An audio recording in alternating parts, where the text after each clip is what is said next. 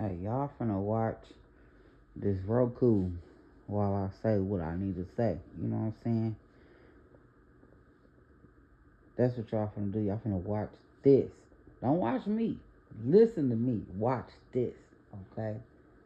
But listen to what I'm saying. Get y'all some life insurance. Alright? You ain't gotta get it with me. You don't. Of course I'll offer life insurance policies, but that's beside the point. You ain't gotta get it with me. Get it with somebody. You need some life insurance. All y'all that's uh 18, 20, 25, 30, 30, you need some life insurance. A lot of y'all got kids, you need some life insurance. Something happened to you, what them kids gonna do? How they gonna survive? How they gonna take care of business? How they gonna just simply bury you? Okay, people get on here and all such and such pass. How they go? How they pass? Next thing you know, we raising money. We need donations. Put money on the GoFundMe. Raise $5,000, if that. You know, if it's a well-known person, they might raise 10. That ain't no money. That's barely enough for the funeral to put you in the ground. You know how you go out to the cemetery and you see all them headstones that don't say nothing on them. That's because it costs money.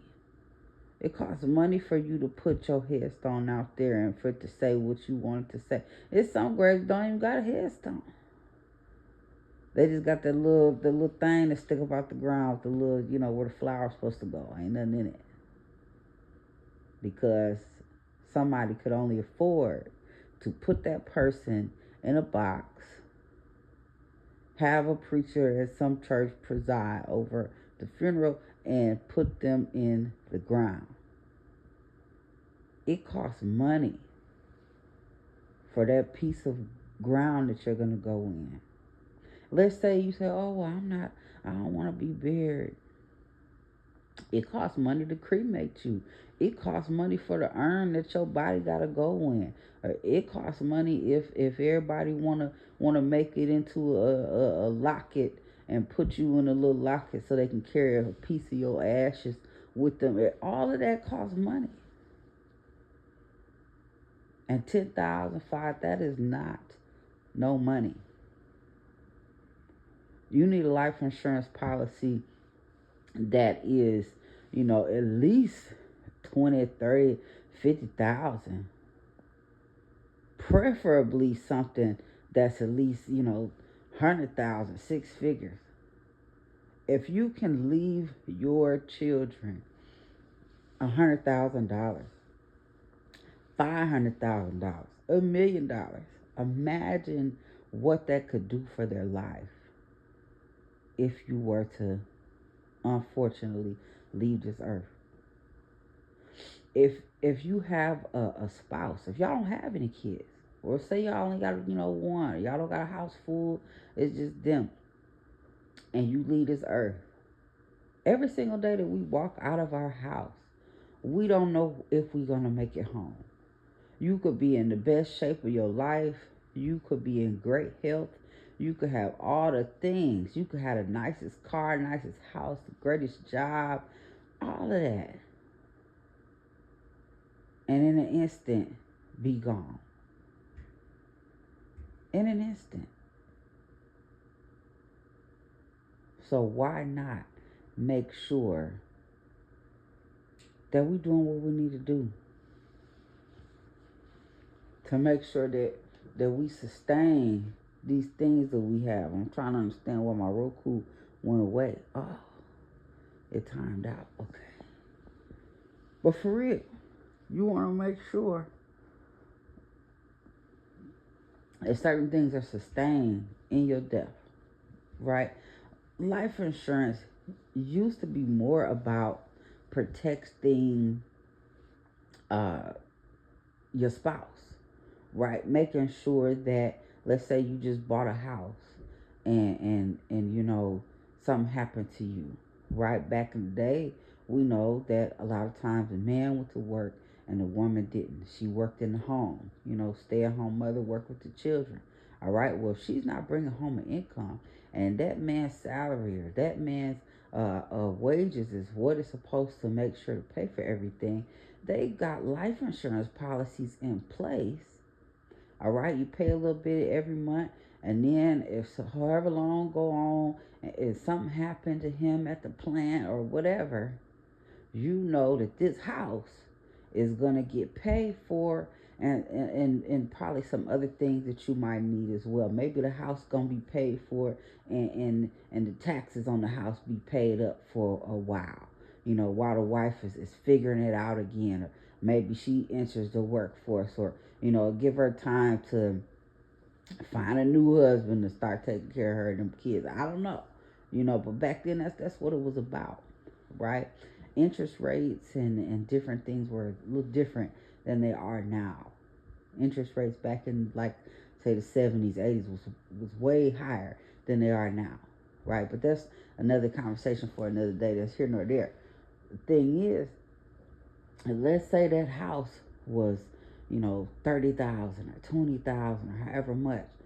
That policy will cover that home, his burial or her burial, okay, the home and everything that was surrounding that, so that when that spouse departed this earth, the other spouse was able to withstand at least some of that.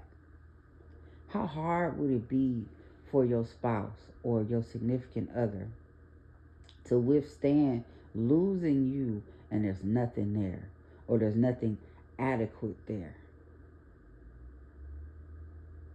All right, you could buy a great deal of life insurance every single month. You could put a little bit of money towards that every month for less than what we spend on a pair of shoes, for less than what we spend on one or two of these lavish dinners and things like that folk like to go to, since we all too good for the Cheesecake Factory. You too good for the Cheesecake Factory, but you not spending $50 or $100 a month for a life insurance policy, or for just a small one. You can get a small one for $20 or $30 a month. you know If your job offers you a life insurance policy, please take it.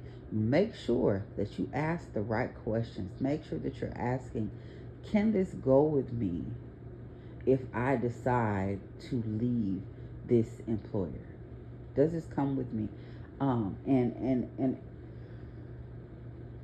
if there is a set amount of coverage that you get through your job, maybe it's you automatically get 100,000 or whatever, 50,000 with your job. Ask is can I buy more coverage? Is there more that I can get, and can I take all of this with me? Okay. If the answer is no, you need to get some outside insurance. And also, even if the answer is yes, absolutely, you can take some. Understand, you still want to get some outside insurance. You know why?